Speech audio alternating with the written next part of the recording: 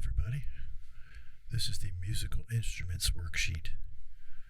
This is Dr. Abbott. The answers that you will find are on this video. You will put your answers on the worksheet. Here we go. What is the definition of music? The answer is organized sound and time. We don't know about bird calls because we don't know exactly how birds process sound or what they use it for. We would not call a car engine music. However, humans have the ability to take patterns and sounds and put them into music. That's the definition, organized sound. The fact that it happens in a sense of time gives us rhythm. The world is full of sounds. Humans organize sound into patterns that we refer to as music. If you want to see this in action, just take a look at the newest Trolls 2. You'll see how Queen Barb and the Hard Rock Trolls steal the music from the other tribes, and life is no longer enjoyable once their music is all gone. And of course, the day is saved by music as well.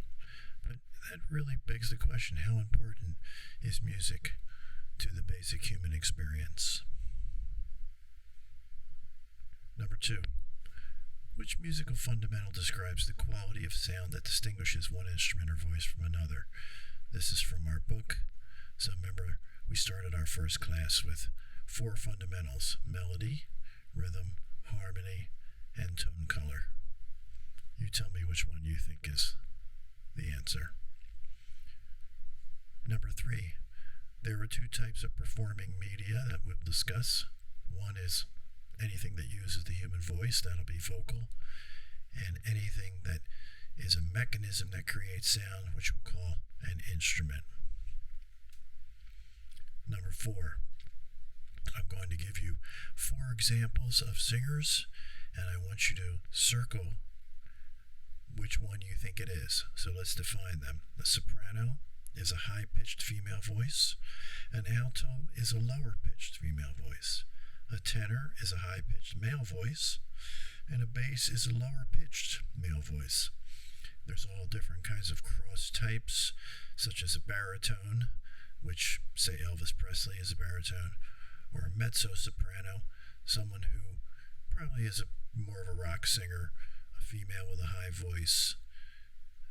That would be between alto and soprano. Then you also have the extremes, such as very low female voices and extremely high male voices, which is called a countertenor.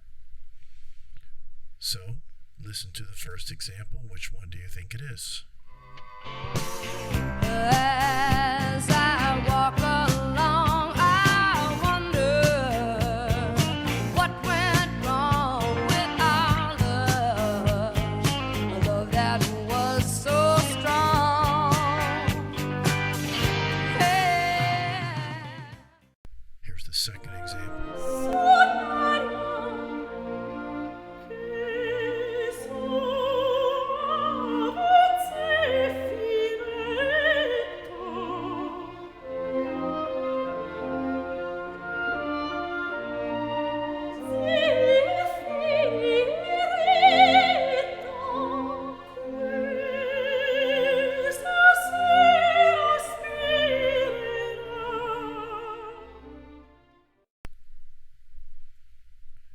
Here's the third example.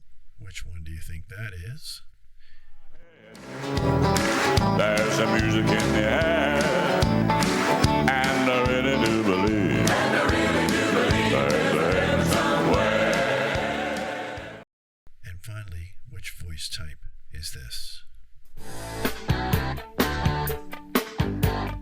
Move yourself. You always live your life, never thinking of the future. Prove yourself. You are the move you make. Take your chances, win or lose.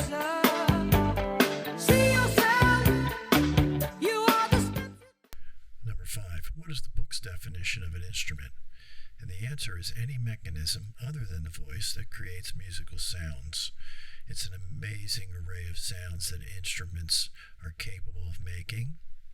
However, the one thing that an instrument still retains is its ability to sound like the human voice. These are the basic tenets of melodic structure and movement. Some instruments have had very little evolution because instead of just making them digital, which would make them perhaps easier, the sound itself is connected to how the human body creates it. So I talk about, for instance, how you would make a sound using your mouth, which is called an embouchure, or the fingers pushing down valves or hitting drumsticks for that matter. Digital just will not do. Number 6.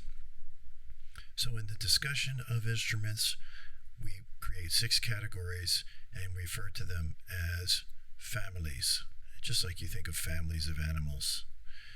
The materials that are used to create the sound are usually what determines what family an instrument is assigned to, but other factors may include the way the sound is produced.